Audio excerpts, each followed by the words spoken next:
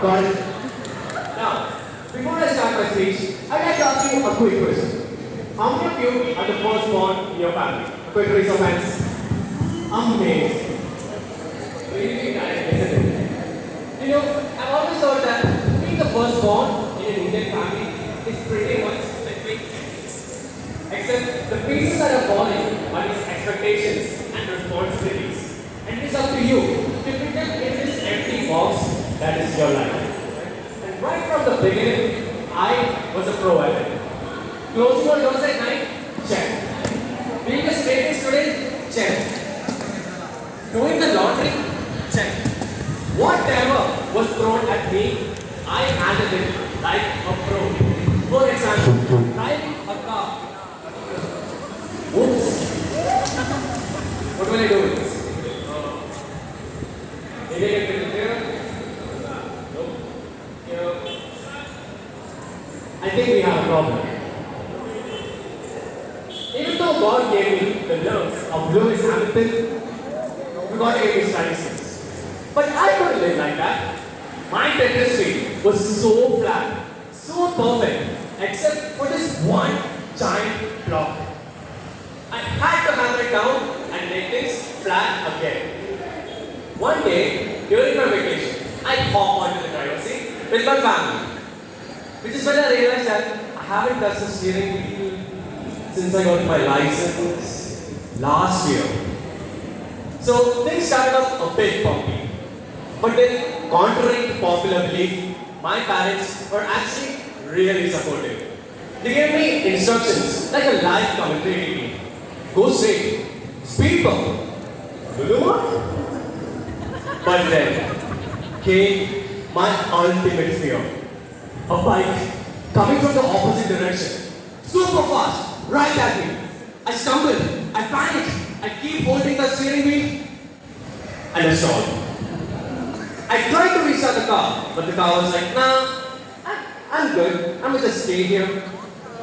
The bike eventually passes by, giving me that look, which said, first time home. Eventually, I restart the car, only to move forward, and stall again. This happened a couple of times. My sister was holding on to my mother for her dear life. My mother already started chanting the Hanuman Chalisa. That's how bad it was. And then, as I approached the junction, my father told, stop the car. He took one good look at my pale face and said, son, it's okay. Driving a car is not as easy as wasting my precious money. Let's switch places. And there we were, in the middle of the road, amidst honking cars, doing the old switcher. At that moment, I was thinking, what would I do if I stall again? What would I do? Will I just create a scene again? Will I become a laughing stock? Anyway, the next day, my mom suggested I go back to the driving school.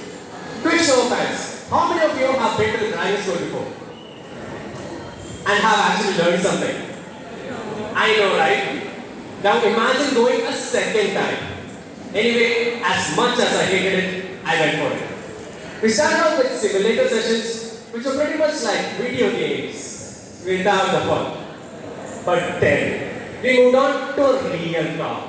The classy, the vintage, the Maruti 800. Anyway, I learned how to handle oncoming traffic without turning into a statue. So I had the confidence to drive my car solo. And guess what? I did it. No stalls, no pressure, just pure, unadulterated driving. My rather eventful vacation was coming to an end. And this was my time to shine. My mother says, let's go to the temple. I say, cool. I step onto the driving seat, hold the steering wheel, and reach the temple on time. No issues, no stalls. Finally, I put the Tetris block where it belongs. Or so I thought. The car stalled right in front of the temple. I tried to restart, failed. Cars behind me started honking like it was the Ambani wedding. There was a bike right in front of me, blocking the road like a sumo wrestler. My confidence started to crumble like a biscuit dunked in milk. I tried to reach on the car, failed again. My father says, let's switch places. But I resisted for about 3 seconds. There we were, again, at the middle of the road, doing the switcheroo. You see, at that moment, I was contemplating about all the time and effort I spent at the driver's seat. That frustration of not putting that Tetris block where it belonged to just gnawed at me. You see, it was not about driving per se. It was about my role, my identity within my own family.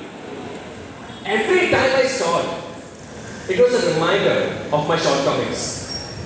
Not being able to drive was like not being able to support my own family. To some of you, this might seem like a trivial problem. But I know that there are millions of people like me who are climbing this big mountain of expectations and responsibilities. And in this treacherous trek, we are bound to stumble at some point. Some of us get back up and move to see the summit, whereas some of us will succumb to the pressure and stay there. You, my friend, should be able to handle both situations.